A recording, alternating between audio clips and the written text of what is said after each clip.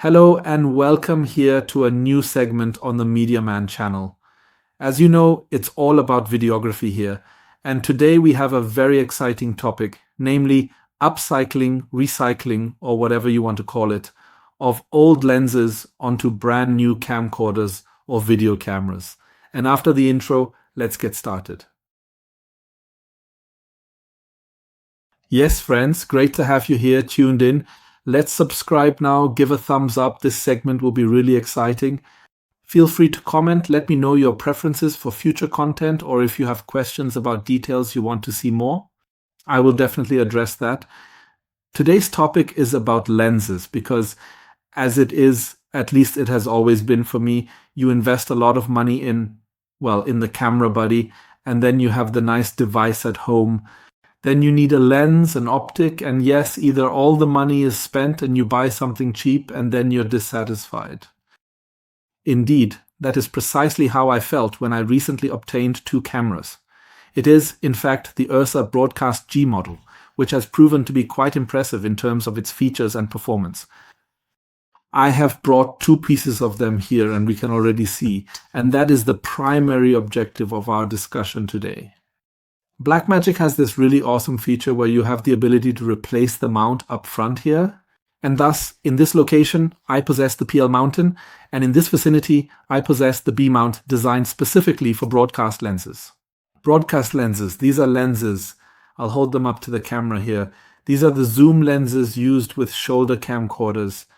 The individuals who work at this location typically have, when purchased in the budget range, not such great quality. Can it be improved? That was the question. And most importantly, when I want to shoot with them again, which prime lenses can I purchase? And then you promptly search online and let's examine the company Zeiss. That is definitely the primary choice for prime lenses. Then we have here the Supreme Primes, and down here in the zooms, we also have the CP entry-level series, which is the successor to the CP series that came before it and was highly regarded in the industry. Yes, and when you then say, okay, I will invest, I will purchase for myself, and you take a quick look in the product search, then we already observe a pre-owned lens here. The Chinese Communist Party is here for 2000, but it is already going for 1.5. So that is why I bought my 18mm Cine Prime lens here, but it is still a lot of money and you only have one focal length. Given the considerable sum of money at stake, let us now make our way to the elevated position in this area known as BPL. The remarkable thing is, and I also want to show you this B mount is not just designed to fit on the Broadcast G or G, but it can also be conveniently attached to the 12K camera here, because it fits perfectly and ensures seamless compatibility for optimal performance and user experience. So the B mount from the United States of America Broadcast is compatible with the 12K camera. And now I have brought something for you that I find super interesting and exciting, namely lenses from Zeiss that are over 20 years old, called Digiprimes. And indeed, I will hold it up in this frame. It is extremely metallic, showcasing a remarkable level of high-quality craftsmanship and attention to detail. So it feels really high quality, incredibly heavy. This is the 7mm variation right here. Do not be surprised by the focal length specification. You have to take into account that these cameras were actually constructed for the initial generation of digital cinema cameras. That came around the start of the era when they entered the market, and those were all cameras with 3 sensors that were supplied through a prism with the individual colors. Consequently, it can be inferred that the white light was divided into red, green, and blue, and the size of each individual sensor was 2/3 of an inch in diameter. Exactly. And yes, and for these initial models, I actually brought one here. I still have something similar to this from a previous occasion.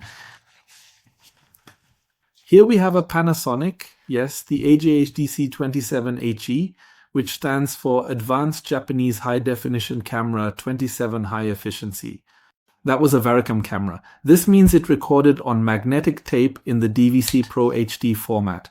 And it was called Varicam because during that time it had the capability to record different frame rates using a tape drive, which was a significant advancement in video technology. And so with this camera, one could already capture 24 frames per second. That's for the cinema format. These are cameras from that era, and Zeiss specifically constructed these lenses for the cameras. Let's examine them more closely at this moment. I have brought a total of 5 lenses for you. That is, as I mentioned earlier, the measurement is 7 millimeters, and here we have 70 millimeters for the CF. We will discuss the CF in more detail when we examine this lens closely. We have here 5 millimeters, 20 millimeters, and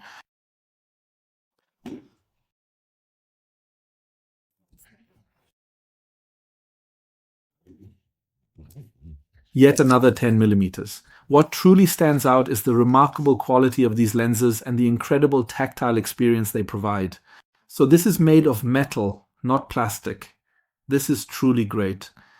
Moreover, here at the back, we have the focus assist settings, the compensation, and it's all of really high quality craftsmanship. Yes, and why are they suddenly becoming interesting to us? As I mentioned, they are over 20 years old and all have the old B mount for PL. Let me pause here for a moment. Moreover, as we can already observe at this point, it is a completely different shot. And in that sense, they inherently face the drawback that they were initially designed for cameras with a 2/3 inch format, which puts them at a disadvantage compared to newer technologies.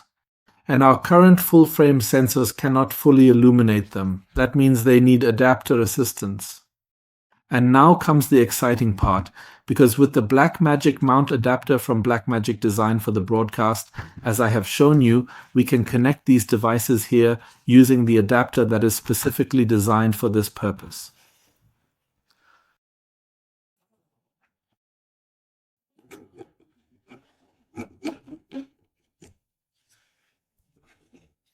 Funny thing is, like I mentioned, at the age of 20 and upon examining the design, the similarity between what Zeiss has achieved with the Supreme Primes prior to the coloring process is quite remarkable, thus bringing us visually very close. There hasn't been much change. And now, of course, the question is, does it all work? And yes, it does work, and it works very well indeed. The broadcast actually has the advantage of having a 6K sensor and can illuminate the sensor with this B adapter to 4K and HD. With HD, the image also comes in a bit. I'll turn it on now and show you.